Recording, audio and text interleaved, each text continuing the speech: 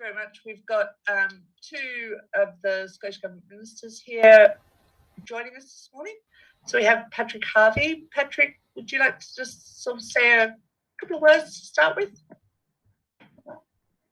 Thanks very much. Good morning, everybody, and thank you for the opportunity to speak to you. It's particularly exciting for me to be part of this process because, as you probably know, the Climate Citizens Assembly resulted from changes that my party colleagues argued for in the last climate legislation that went through the Scottish Parliament. So we're really delighted that it's taken place. And I had never dreamed when we debated those amendments that I would be one of the ministers responding on behalf of the Scottish Government. I think regardless of that, though, regardless of which party's in power, I would never have expected this process to lead to some kind of tick box exercise where everybody says, yes, everything the government's doing is brilliant, or that the government says, yes, we'll just do everything that's recommended, because part of the purpose of this deliberative participative process is to break open new political space that allows governments to do things differently in the future. It would have been completely wrong to expect a Citizens' Assembly not to put pressure on us or to demand more and to demand difficult things. So I really welcome the fact that there's challenge involved in the Assembly's recommendations and that will continue to challenge myself and other members of the Scottish Government to do more, to do faster and to be braver. Thanks, Patrick. And we also have Richard Lochhead as well, another of our ministers from the Scottish Government. So I invite you just to say a couple of words to start with as well. Yeah, thank you very much. And it's a real pleasure to join you all today. And as Patrick was saying, to take part in this kind of engagement with the Assembly. I'm also equally surprised that Patrick's sitting here as a minister, having discussed the amendment several years ago. So, but it's great we're all working together because this is such a huge issue and everyone's got something to contribute. And I absolutely agree with Patrick. I want to thank everyone for their commitment in this process. It's a fantastic process. It's breaking new grounds, and it's something that's going to stay with us forevermore in terms of the Parliament, the way in which we engage with the public and representatives of the public. And, you know, your job is also to hold our feet to the fire. And as Patrick says, we just have to be honest and upfront about the challenges that are there and accept that we're not getting everything right all the time and that, you know, we have to listen closely to the views of the Assembly. So I think it's a really important process of engagement. And the final point I'll just make is it was really good and heartening to see the Children's Parliament's actions and call to actions alongside the report as well. So I think that's a really important dimension and something for us that we have to take very, very seriously as well.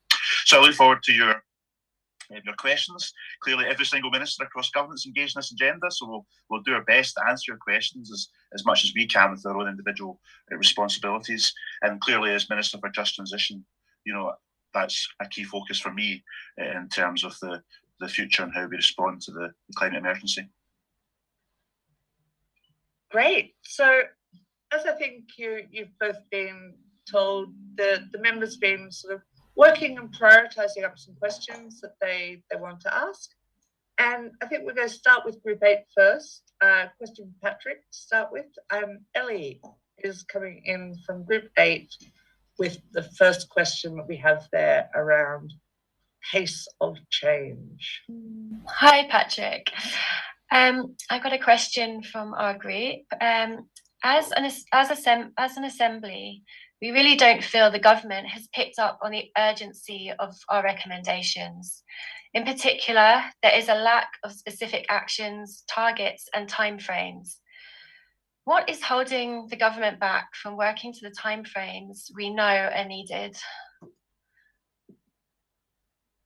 Thanks for your question, Ellie. I don't think there is one single answer. I think the answer is different in different areas. In some cases, what's holding government and political parties back is the political will, the political appetite, not just within the parliamentary or political bubble, but in public expectations as well. Transport is a good example of that. You know, I was first elected to the Scottish Parliament when we were trying to stop the M74 Northern Extension being built. 5 miles of urban motorway on concrete stilts for a price tag for which we could have had a complete transformation in Glasgow's public transport and walking and cycling infrastructure, and still about change from what was spent on that motorway project. And yet the public appetite was still being catered to, was still about just build more, build more, build more. And now we've finally got a change in political direction on that, and we've got a recognition that what's being called the predict and provide model of just predict future transport demand and build the capacity to meet it, that's got to die. That's gone. That no longer has government support, but it will take time for that change to feed through. If you look, for example, at just a really modest thing that we proposed a couple of years ago, workplace parking levies, a way of raising funds for public transport investment and making sure that there's an incentive for people to use public transport where it's available. Well, the Scottish Government and the Greens sat down and proposed that and got it into legislation, and pretty much every other political party thought their best interest was served by campaigning against it, throwing their hands up in the air and saying war on motorists. So we need to change public expectations and public appetite if we're going to change what is politically possible. There are other areas where it's not about the public appetite, it's about some of the technical stuff. So buildings, heating buildings, that's within my remit, and the part of the reason I wanted that job is because it's really difficult. Going from a few thousand installations of zero emission heating systems a year, which is where we're at now, to hundreds of thousands a year is going to take time to build up the supply chain, to make sure that we're training people up to have the skills to do that, and changing the electrical grid so that we've got an electrical grid that can cope with that increased demand. Mm-hmm. So technical reasons sometimes why you need to set a particular time frame. There are political reasons sometimes, but I think the most important thing is that we're focused on cracking on and doing the job as quickly as possible. And I do think that the appetite for that urgency is there now. Thank you. And as you're aware, we've got some 12 groups coming forward with different if we're at the end, we'll have an opportunity to sort of get to additional points. But thank you for keeping that sort of nice and focused there. I'm going to come to Richard now with a question more about sort of the ongoing engagement and long-term commitment from, let's start first with Group 1. So Annette, I think we've got Annette from Group 1, really thinking about, the ongoing engagement. Hi, both. I'm not sure which one of you would be the most appropriate to answer this, so I'll just pitch it to both of you. We'll start with Richard, I think. Okay. We think it would be essential for the Citizens' Assembly to meet up annually to track progress and hold the government to account. How do you envisage government collaboration with the Citizens' Assembly and Children's Parliament in the future? Thanks for that question. And I think we found the process of citizens' assemblies and your particular work very, very powerful, and it's absolutely something we're committed to working with you going forward. And it is a sign of how things have changed. In the previous answer, Patrick was referring to how things have moved on and changed, and that is, I could go on about that for a long time. So the advent of citizens' assemblies is something we very much support. And I know that whilst there's not specific decisions been taken yet about your assembly and how that will work in the future, we are committed to having citizens' assemblies every year. And also there has been a report commissioned about how all that should work and how the process should work going forward. So I'm pretty confident that we will have an ongoing relationship with your assembly and that there will be ongoing engagement, and of course with the Children's Parliament as well, because that's such an important dimension, particularly in subjects like climate change. So I think there's some detail to be worked out, but I think we're committed to it. And obviously we very much welcome your views about how that should continue. And you've just made the comment that you do want it to continue. So that's something we'll have to decide upon about how that actually works in practice. But it's something we're very keen on. And whilst I can't give you an answer on specific decisions because that's not been taken yet, the whole concept of Citizens Assembly now is now part of the landscape of participatory dialogue and working with that format. Okay, thank you very much. Unless Mr. Harvey has anything particularly wants to add on that point, we will move on to our next question from the members.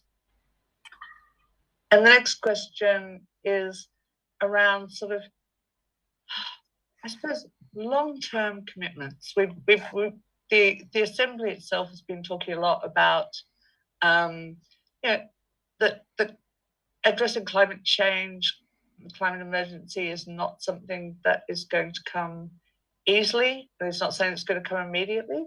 So we now have a question from Lewis from Group 2, and we put that both probably to both Mr. Harvey and Mr. Lochhead.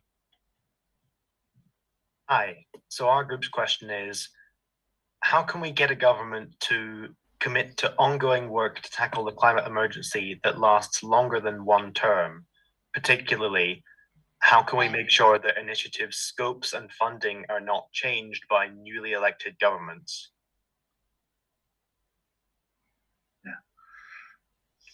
I can. Do you want to start, Richard? That's great. Oh, it's a brilliant question, Lewis, because it's the balance between transforming our economy and our country. We face a whole range of agendas with the fact that we have 5-year parliamentary terms, and suddenly, in theory, a government can only commit to the 5 years parliamentary term, and that could be undone by successive governments. Saying that, I've been an MSP since 1999, since day one of the Scottish Parliament, and the issues we are debating now and occupied by, it's night and day compared to the early years of the Parliament. It really is it's difficult to express just how different things are now to the early years of the Parliament. And if you look at the fact we have now climate change legislation, and that's legislation, so unless a party was to come into power and remove that legislation, which I honestly think is quite unlikely, that long-term commitment is there, and ministers have a legislative duty to report to Parliament and the country on progress in achieving their targets. So there's a legislative kind of safeguard. There's also the fact, I think there's political consensus that, climate change is an absolute priority in a climate emergency. Yes, there's different political parties with different agendas, different pace of action, different commitments, and that's absolutely the case. So you can't pretend we're all exactly the same place there. But I think there is that. There's also the advent of or the development of external democratic accountability, whether it's this Assembly or various other ways in which now Parliament has been held to account and the politicians, and I think that's really important. And the final point I would make is that the Scottish Government at the moment, and we are working together to produce the economic transformation plan for the next 10 years. So that's beyond one parliamentary term, and there'll be commitments in that, and net zero is at the heart of that 10-year transformation itself. It will actually be published in the next few weeks. So that's a 10-year plan for the economic transformation of Scotland. So that's beyond the 5-year parliamentary term, and the commitments, the financial commitments that go with that, will be in place for that 10 years, if not beyond. But there's a very fundamental change taking place in Scottish politics and Scottish governments at the moment. So I think the investments going into place cannot easily be undone. So I think we're talking about long-term commitments. And Patrick, did you want to come in on this one as well? Yeah, thanks. I mean, it is as Richard said, it's a hugely important question, and I think it's a really deep question. I think we're the last generation that has even a chance of demonstrating that a democracy is capable of making the kind of changes that are required. And I have days when I doubt that. I still have days when I doubt whether a democratic process, if you look at the way,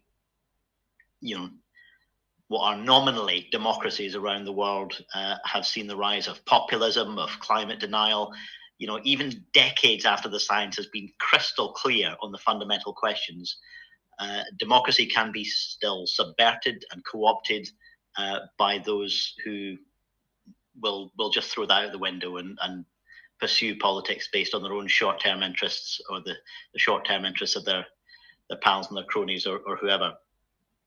So I don't know, honestly, long-term, whether a democracy is capable of doing this. I'm absolutely determined that we have to make every possible effort to prove that it is possible.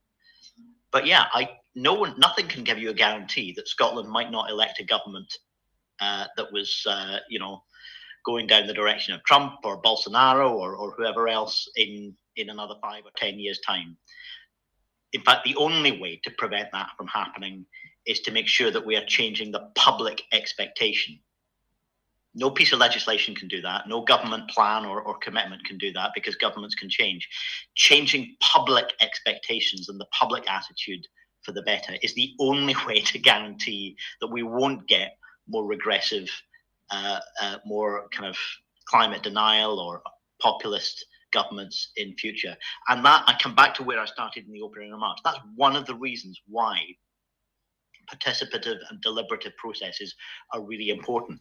Bringing people into political discussion with a depth of scrutiny that doesn't take place at election times, but people who are not bringing a political axe to grind. They're not, fighting for their own team, because, obviously I want you to like my party. All politicians want you to like our parties, but we operate in these party teams, and that's always going to be an imperfect process. And so adding to the representative democracy with the participative and deliberative democratic processes is one way of bringing this conversation and this challenge out of the political bubble and into a public space where it can change what becomes politically possible. So none of it gets guarantees. There are no guarantees with this, but I think participative democracy is one of the most important ways that we can prevent the risk of regressive governments coming in the future. Thank you. Thank you, Patrick. Oh, sorry, Lewis. Thanks, both of you. And I think the next question that we've got sort of lined up for you leads on well. So talking about more kind of Scotland's role internationally as well. So we will have Kevin from Group 3. Morning, gentlemen. Hope you're all right. My question is the Scottish Government involved in impactful collaboration in the public sector and or the private sectors that involve the sharing and bringing together of best practice and innovation locally, national, internationally, to be more effective to tackle the climate emergency? I think if you could, Patrick, is that something you want to pick up, and then Richard, if you want to add anything at the end? Yeah, I mean, we can probably rattle off some examples. I think it's worth saying that we should always continue to challenge ourselves to do better, and it is again part of bringing more people into the conversation. The international aspect is obviously one that we've just had a big role, not as the host government. It was the UK government that hosted technically the COP conference here, but as the place where it happened, Scotland and Glasgow had a really important voice. And I think we demonstrated that even without being an independent country, we can have our voices heard on the world stage. And I think right around COP, I constantly heard of people recognizing what Scotland's doing and recognizing that we can be heard, even though we're a devolved country instead of an independent one at the moment. So on stuff like the zero carbon building side, again, my own remit, we've been working very, very well with international partners to share good practice, not just governments, but people in the supply chain as well, looking at the heat and building side, sharing best practice and understanding, for example, from some of the countries that have similar climates to us, but have done more to improve their building stock and have got more use of things like heat networks, which exist a wee bit in Scotland, but we need to do a lot more of that, and most people are not familiar with them. Not just users, people not used to seeing them in their own homes, but most installers, most builders and contractors are not used to putting these things in as well. So we need to share a lot of good practice there. There's more that we can do. We've started talking with the Beyond Oil and Gas Alliance.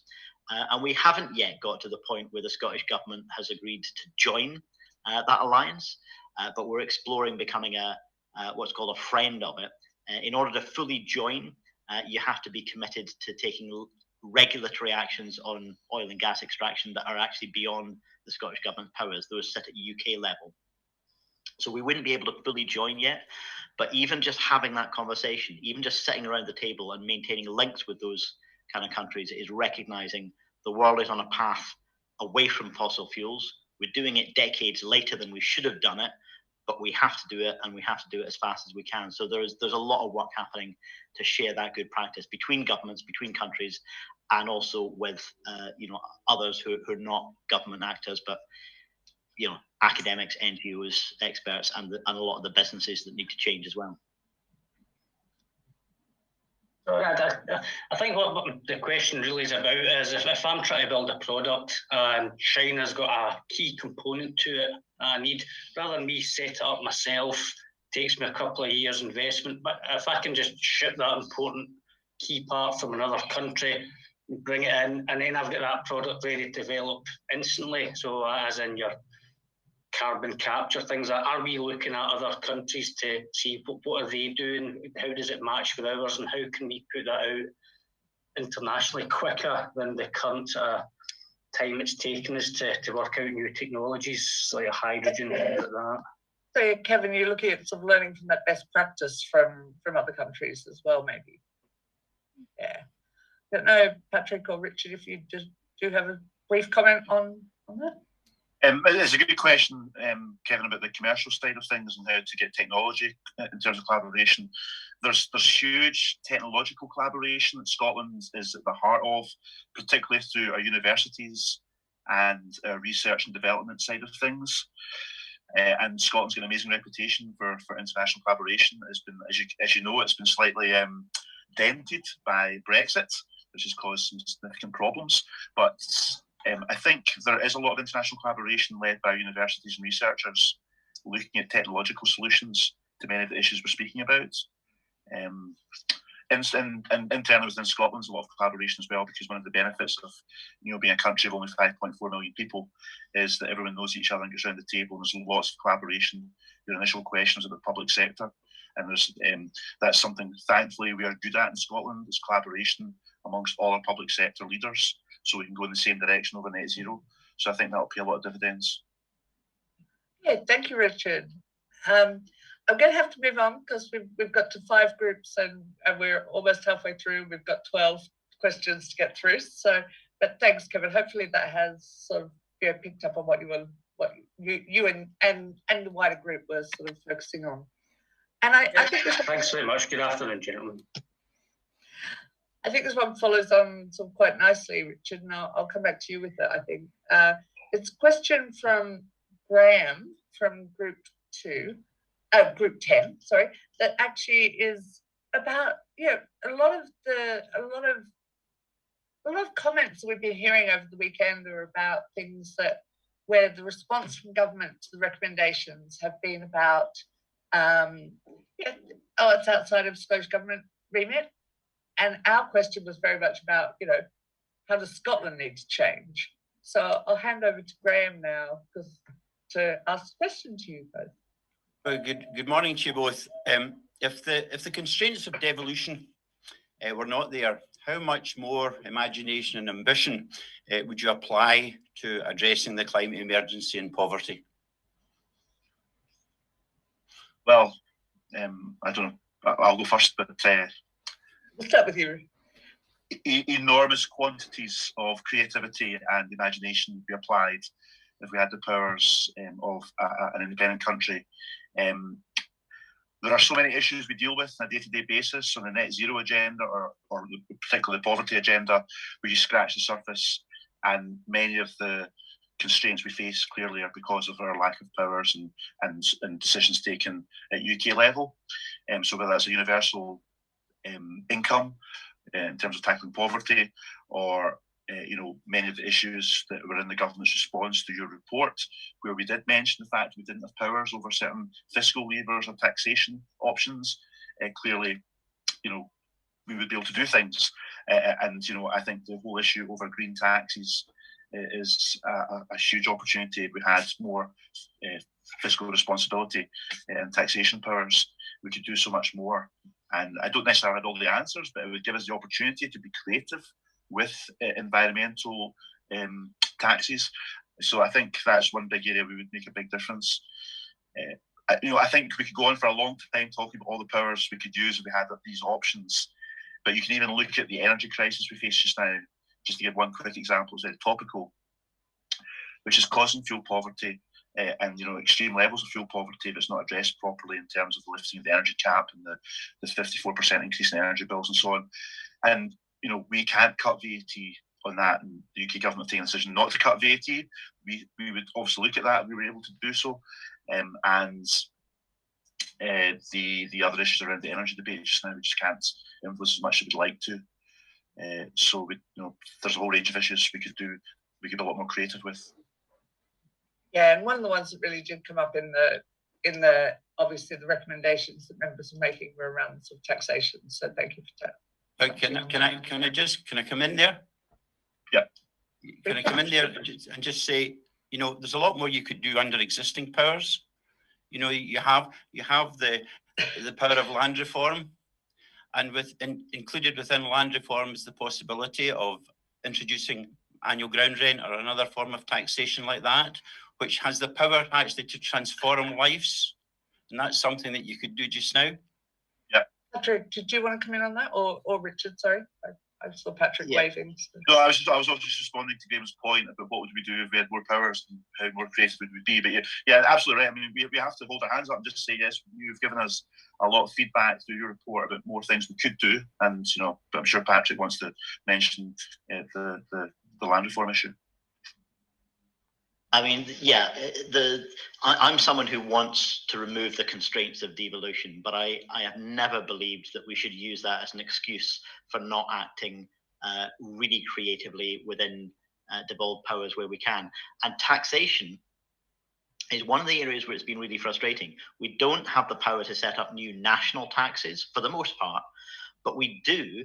And we always have since 1999 had the power to change local taxes. So if you want to introduce a change to taxation and you can't do it because it's not devolved, you can do it locally. You can create that local tax power and make change that way. And we've been able to do that since 1999. And again, we haven't had the political will. Parliament after parliament after parliament has been deadlocked between the political parties about local tax reform. That's something that we have as a commitment in the new cooperation agreement, which is, again, to have a citizens' assembly to cut through the party political deadlock and reform local taxation. But I just want to say one other thing. Removing the constraints of devolution and having more powers, I've never pretended that it's a solution to every problem. In many ways, it's about taking on new problems and facing up to new problems. Aviation is a good example. And again, that's an area where the cooperation agreement excludes it because we haven't got agreement on aviation policy.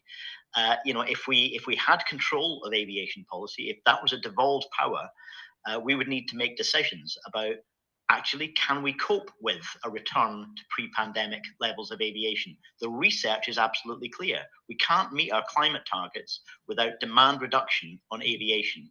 And most of the political landscape has not accepted that yet. So if that was devolved, we would be faced with the responsibility to face up to a new problem. It wouldn't just be about giving us new solutions. Thank you, Patrick.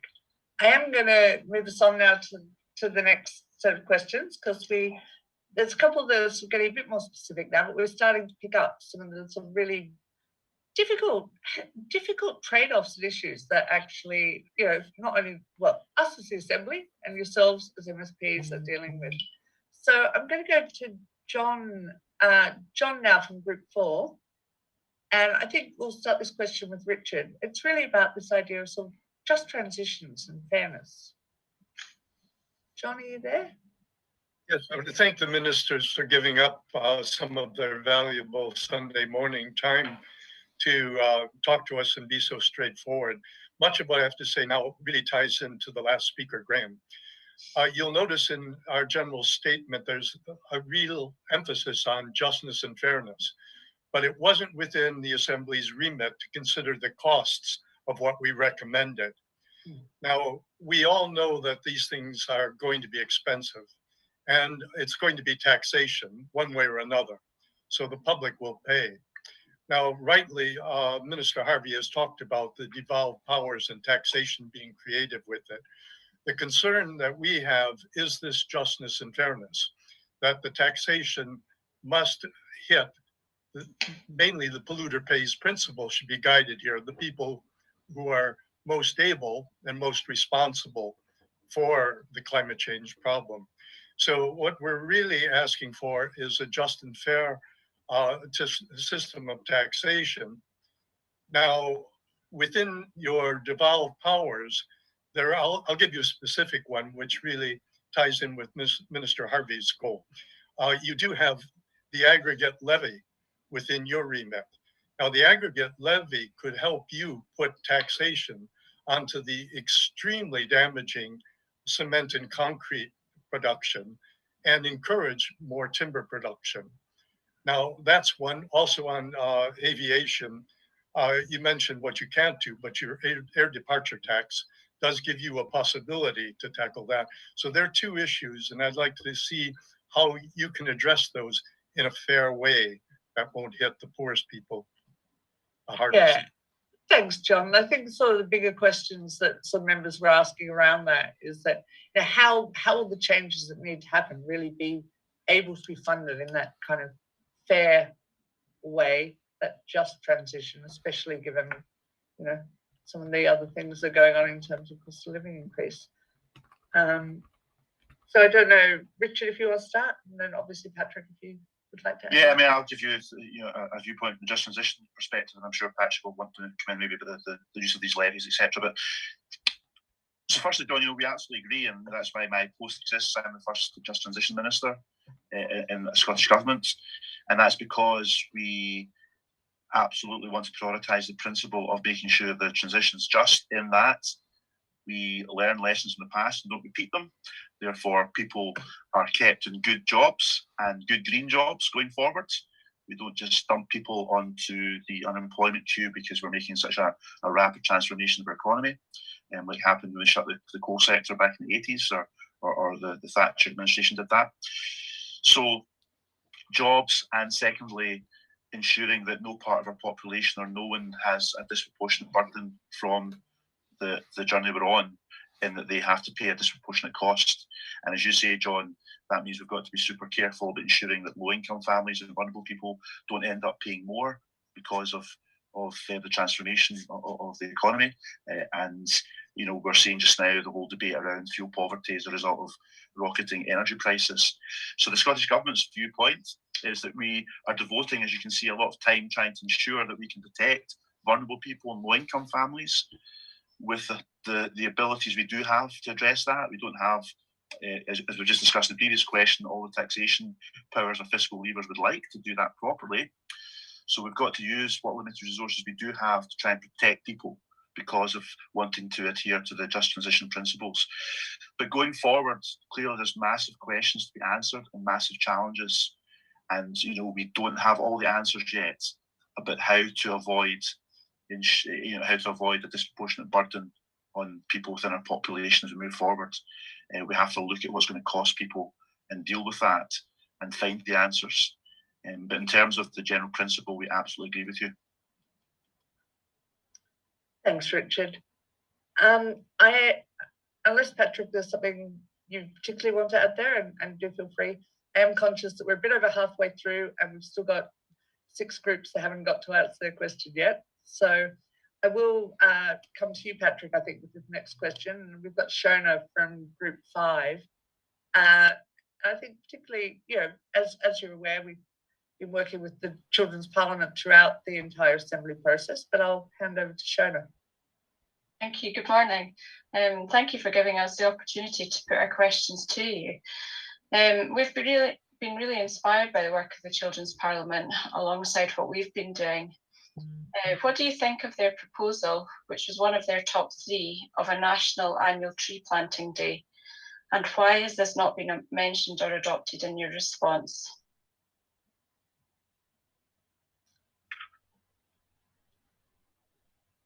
Patrick, is that something you might want to Yeah, pick up? sorry, I was just struggling with my trackpad to unmute there. Fair enough. We very clearly need lots more tree planting. We need to be increasing forestry cover, not just to make sure that we have healthy, diverse ecosystems in Scotland, but also, like was referred to in the last question, we need to be using Scottish timber as well to replace things like concrete in construction. So both for being productive into the economy, but also being productive ecologically, we need a lot more tree planting. I don't think there's anything wrong with having a proposal debated in Parliament for a National Tree Planting Day. I think it'd be a nice way of celebrating what we're doing. The thing is that I think the reason why we were a little bit hesitant about just saying this is the solution is that what we need to do has to be every day. It has to be much more than you would be able to achieve just with a tree planting day. So if we turned it into something that was an annual celebration of what we're doing, in getting more people involved in, seeing tree planting happening in their own urban communities as well as across much more rural Scotland, I think there's a lot to be said for that. I'm sorry if you feel it hasn't been kind of fully endorsed in the response, but I think what we're looking at is a very clear commitment to a big expansion of forestry in Scotland, and also tree planting within urban environments as well to make sure that we're creating green spaces for people to enjoy close to home. I think that's where I saw the value in having something like a national annual tree planting day, is actually the raising awareness. It's not so much that you would achieve what you need to achieve in that one single day, but it raises the awareness of everybody as to what should be being done. Sorry. Well, I'll certainly take on to have a conversation with colleagues about that, who'd be responsible for it, and see if we can find a way to take it forward. And we did have a very inspiring, I think, for a lot of the members, opportunity to interact with some of the children from the Children's Parliament that we've been seeing regularly, but they were with us yesterday, and we a couple of the groups really prioritised. We knew how important that initiative was to them, so groups prioritised to bring it to yourselves today as well, because the kids were very excited by that type of idea. Thanks, Shona, and thanks, Patrick. We're going to come on to a couple of more sort of specific things now that were some of the things around some of the recommendations we've made as the Assembly, very specific ones. So Will, great, you've appeared. And I think we'll start with Richard for this question, I think, about sort of integrated transport. Good morning, Ministers. Our question is, what are the specific barriers to a fully integrated public transport system throughout Scotland and beyond, including rail, bus and sea, and what do you propose to do to overcome those barriers?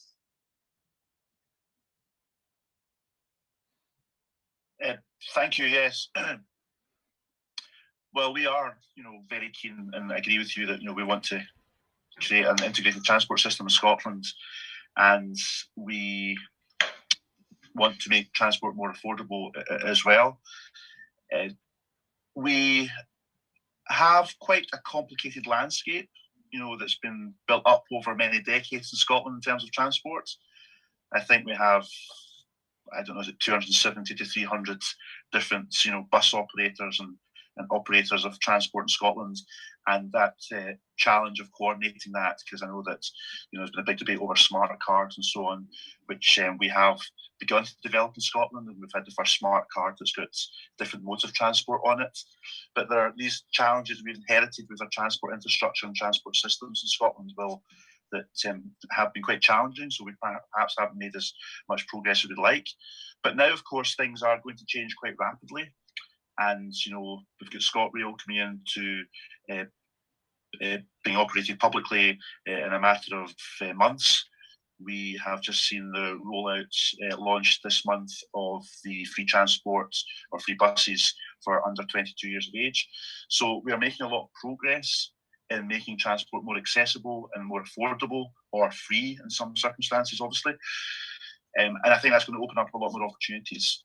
So we do have a lot of exciting things happening, but that's some of the challenges we've faced in the past. Is basically the infrastructure we've inherited. The privatisation that's taken place in past decades has left us with quite a mishmash of companies and private operators. So the challenges have been there in terms of making it a lot more integrated than what we have just now. Thanks, Richard. And thanks, Will, for your question there. I think we'll move on to the next one. Again, it was around around the idea of retrofitting. And we've got Suzanne coming to join us with the question, but very much, it was a big issue that we talked about a lot during the Assembly, about the need for, retrofitting of buildings in Scotland, particularly sort of to reduce those carbon emissions, and also it being a giant challenge. So Suzanne, we'll come to Patrick with this one, I think, if we can. Yeah. Hi, thanks for coming to talk to us today. As Kayla said, we have a question around retrofitting, but this is sort of embedded within a larger question in terms of the response that we received from the Scottish Government. So we wanted us to point out that we struggled to find a single example within the Scottish Government's response of a significant change that you have brought about as a result of our recommendations.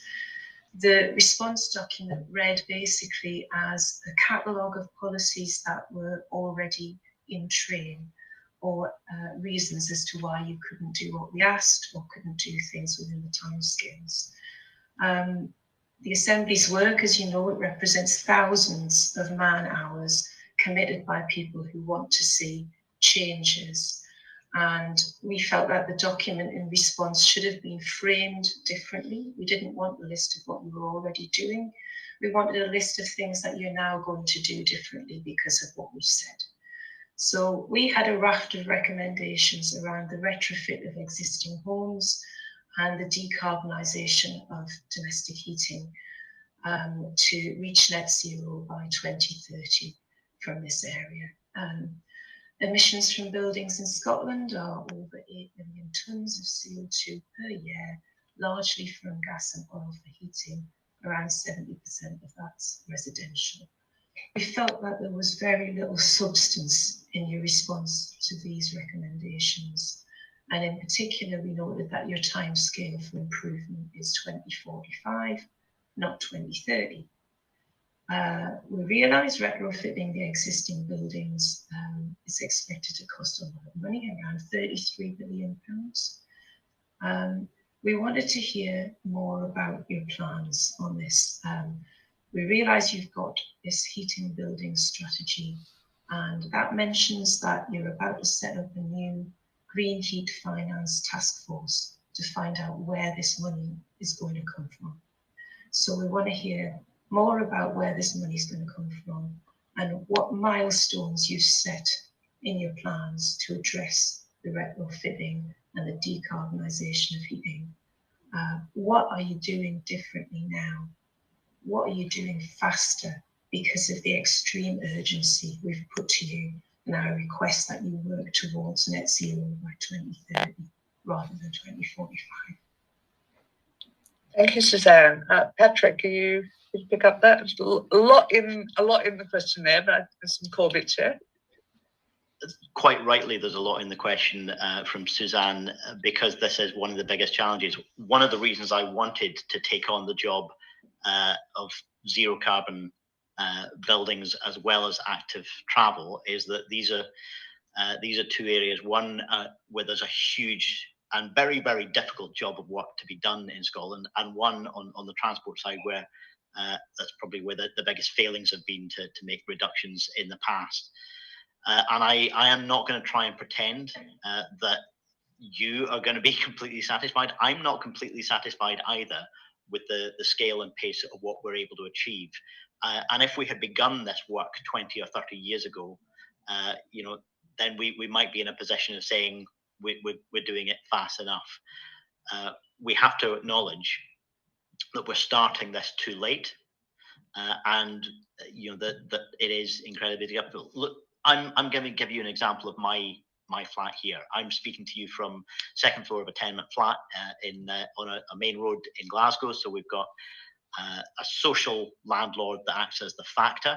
They've still got social tenants in some of the flats here, owner occupiers. I don't think in my close, but elsewhere in the tenement building, there'll be private landlords as well. And on the ground floor, you've got shops and commercial properties. And so you've got fragmented ownership, fragmented tenure, and different uses as well. So they fall under different regulations. And the idea that you're just going to require each individual property to meet a standard in a short space of time isn't going to work. You need to treat that whole building as one, and probably use heat networks rather than individual heat pumps in a property like this.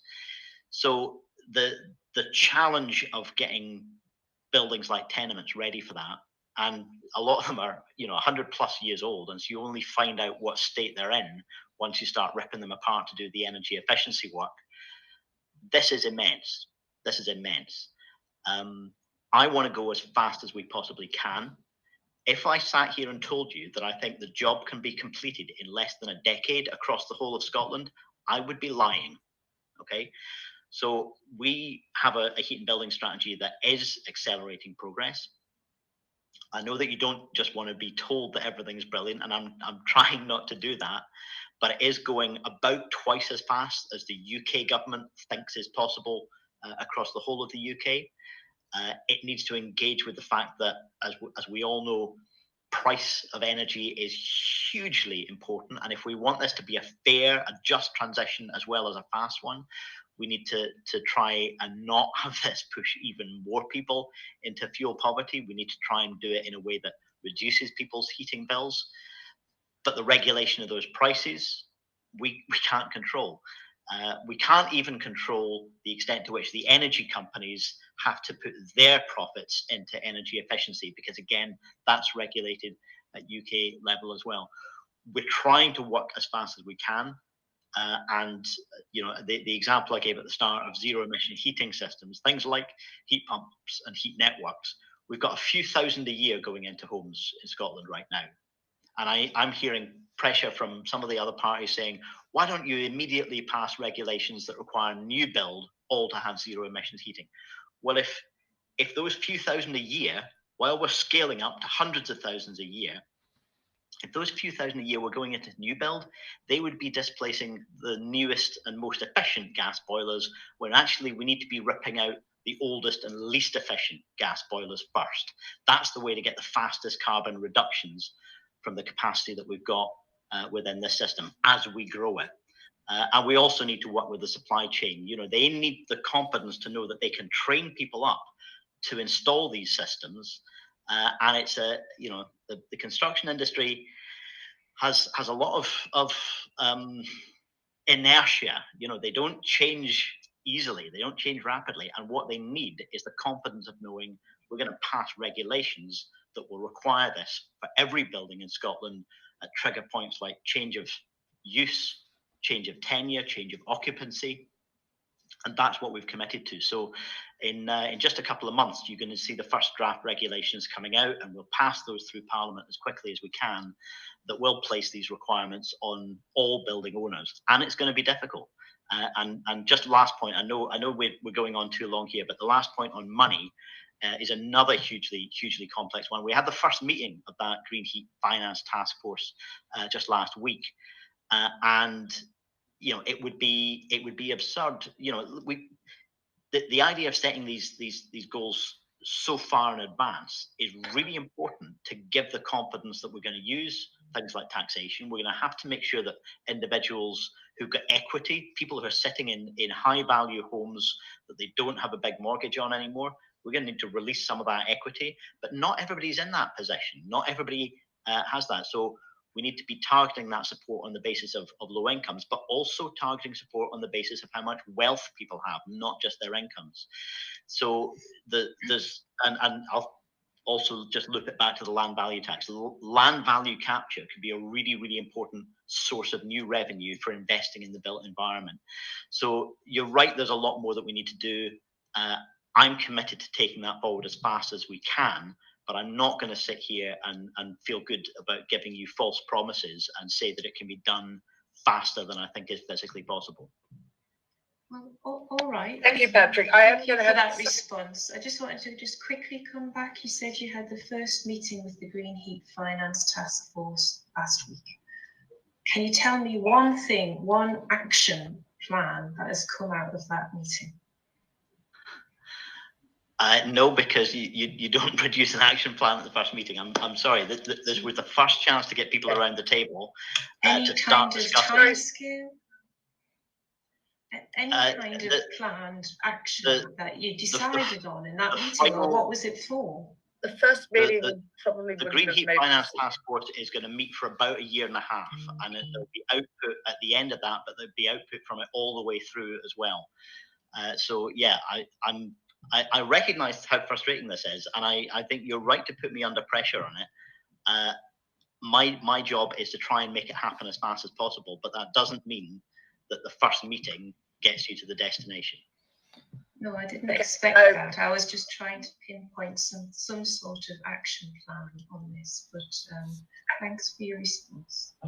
Okay. Thanks, Suzanne. I am going to have to move us on because we just have 3 groups that haven't had a chance to sort of ask their questions yet. So we've got a question now, and I'll let Aswad, if you will start, we'll direct it to Richard to start with. And it's around this sort of broader accountability. So Aswad, over to you. Hi again, good morning, and thank you for both being here. So the question which our group came up with is, what's your view about how the public and government could work together to maintain clear accountability on the actions taken going forward, such as accessible and clear data on the climate emergency that tracks and reports on your progress regularly?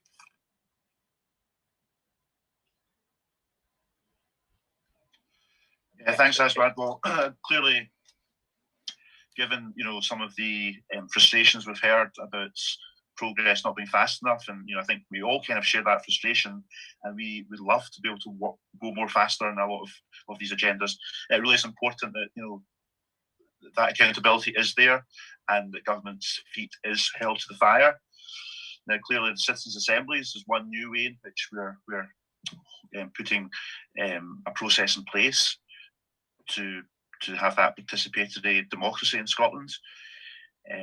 We have, as a government, a national performance framework, which we introduced in 2007, which was innovative, and we do have that in place, and it's updated on an annual basis in terms of the indicators of Scotland's progress across all our responsibilities, including tackling the climate emergency, and that's a transparent process as well.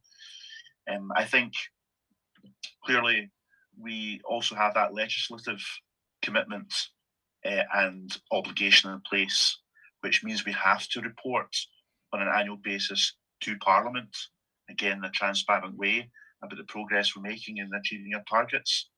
And we also have to report to Parliament on what we're doing to make up where we've not achieved our targets, what policies and plans we're putting in place to make sure that that's being addressed. So we've got that legislative backstop as well. I do think, though, the final comment would be, Aswad, that we are doing a lot at grassroots level, and I think we have to do a lot more at grassroots level. We're creating climate change hubs so that not only do we have a national Scotland-wide citizens' assembly, but at each community level, we also have that pressure and accountability being put in place as well. I represent Moray constituency, and Moray had a citizens' assembly a few weeks ago, which I had to go and speak to, and I was questioned, and we had a good dialogue there as well. So we need that at a grassroots level across Scotland, because it's not just about governments, and it's not just about national parliaments, and the National Citizens' Assembly is very important, but it's not just about the national level, it's about every level of society. So there's accountability there everywhere, and it's also at local government as well as central government, and at village, town and city level. So I think we have to build that up as we go forward. Okay, thank you, Richard. And I'm so conscious of everyone's time. I do just want to bring in Claire now, and maybe a slightly less put you on the spot question, but and actually, yeah.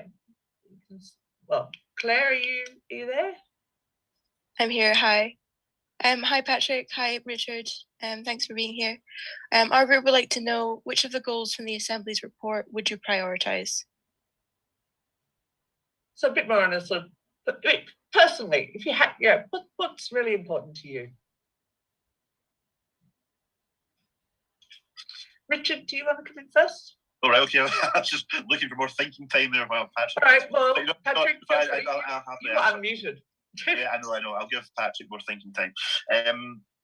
Well, that's always a difficult question, isn't it? Trying to pick a priority when there's so many big issues there.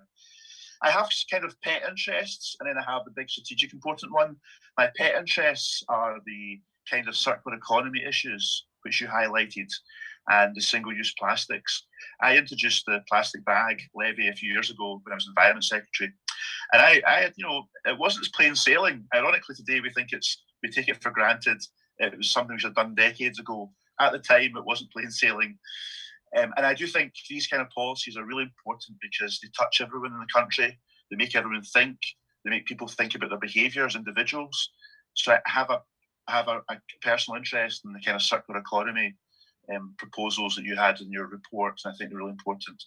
The big strategic issue for me is the energy area, and that's crucial. It's urgent. It's massive. And it's also exciting because it can deliver lots of opportunities and benefits for Scotland if we change our energy profile quickly and tackle fuel poverty. So the big strategic one's energy, but the one in your report, which I have a personal interest in, is the circular economy aspects. Okay, thank you. And Patrick?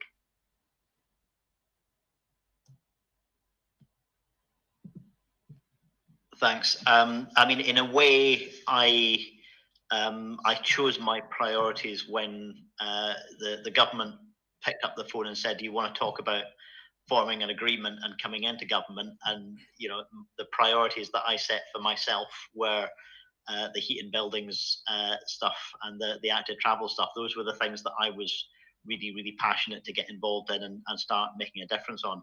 We've talked quite a lot about the heat and building side, so I'll talk about transport for just a moment. I mean, I think using a bike is the most fun and enjoyable way to move about a city, as well as being the healthiest, cheapest, and greenest.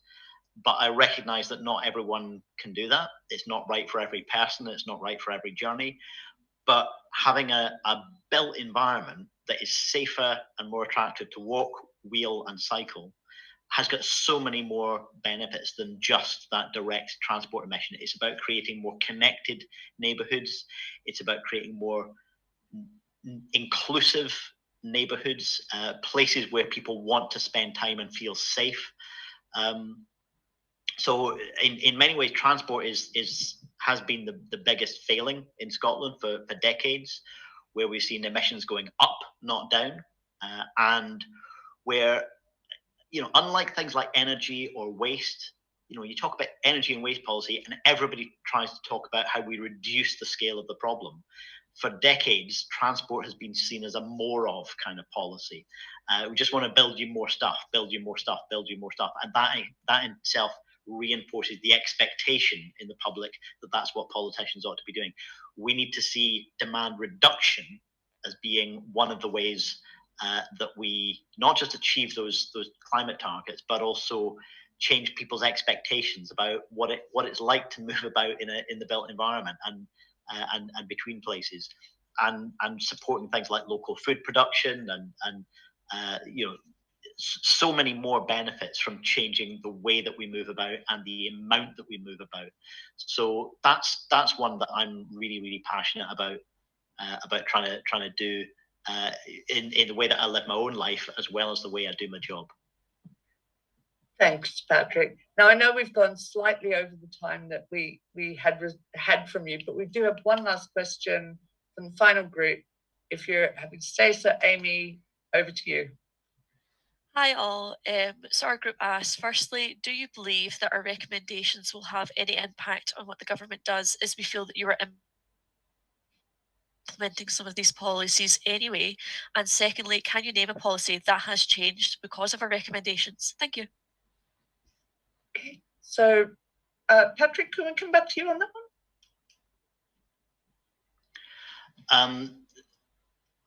I think I can name policies that will change because of your recommendations. I'm not going to sit here and pretend that the recommendations have come out and that's just transformed everything. I've never believed that that's what a citizens' assembly does. It's about changing the nature of the debate rather than just, coming up with a report. If all we wanted was a report with recommendations and we decide which ones we'll do and which ones we don't, we could have commissioned that from academics or from consultants or whoever. The purpose of it being a citizens' assembly is to change the nature of the debate and bring more people into that debate. So I think some of the stuff on transport, for example, that I mentioned, and some of the challenges that you've made on taxation, I think that will change the debate in Scotland. I'm not going to pretend that, it's done it overnight, but I think it is a long-term change that's required here, and some of the recommendations that you've made will be adopted, even if they haven't been yet. Is that enough to answer the question? I mean, I know it may not satisfy you 100%, but I really want you to go away from this process with confidence that what you've done is going to have lasting impact, not just impact on the day or the month or even just in the year that the report comes out.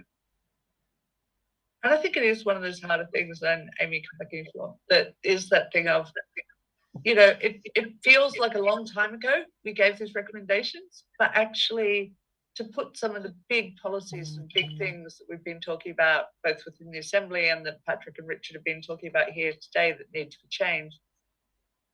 It is only 8 months since we, things do take some time, despite the fact that, there is this climate emergency and there is a need for urgent action.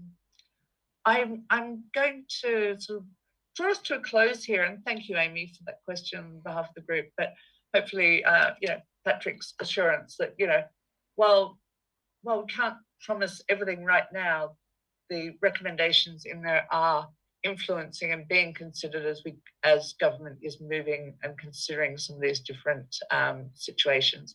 But I just would like to ask both of our ministers, starting with Richard, if you just have 30-second final words to the members, and then we'll hand over to Patrick. Thank you for this morning, and I just want to assure you as well that your work and your recommendations do make a difference, and there are lots of ministers and cabinet secretaries engaged in many of the issues which you've highlighted in your report and recommended action over, and it does make a big difference. And it also gives us confidence. It gives us a bit more of a mandate and an endorsement of some of the big issues we do have to face up to that are difficult decisions. And to have the Citizens' Assembly, and dogs barking in the background, of course, but to have the Citizens' Assembly endorsing that is really, really impactful and powerful from a government's point of view and Parliament's point of view as well. So thank you for all your good work, and please continue to hold our feet to the fire and successive governments' feet to the fire. Thanks, Richard. And Patrick, those closing words for the panel? It wouldn't have been a Zoom meeting without at least one pet getting involved. That's a rule, I think. Thank you for the work that you've done. Thank you for challenging us and pushing us out of our comfort zone, because that's absolutely what's required and will continue to be required, not just with this government, but with every government. Where we're at now was never going to be good enough. If we'd started this 20, 30, 40 years ago, when vested interests were pumping millions into climate denial and propaganda and building a climate denial conspiracy movement, if we'd started this decades ago, we might just be on track for where we need to be. So we are clearly, globally, not just in Scotland, we're behind the curve on this. Scotland, I think, does have determination to act, and that means being pushed out of our comfort zone and having a citizens' assembly that changes the nature of the political landscape. You change the political landscape by demonstrating what the public engagement is on this, when politicians very often only see public engagement through kind of right-wing newspapers, or the war on motorist rhetoric, or all the rest of it. So what you've done will help those of us who are trying to change the political response, not just on a one-off basis, but for years to come. Thank you, Patrick.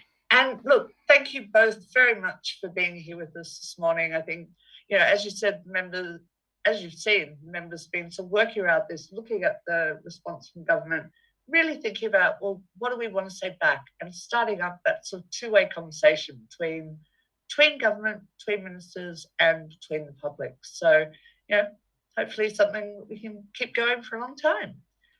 And on that note, I'm going to close the panel and let the members go to a well-earned coffee break now, and let you guys get back to your Sunday mornings. But again, thank you very, very much. So members, we're going to go for a sort of 10-minute break now. So we'll start at just after 1:45. So 11:47 we'll start back, but feel free to go and have a break now. And again, thank you, Patrick. Thank you, Richard.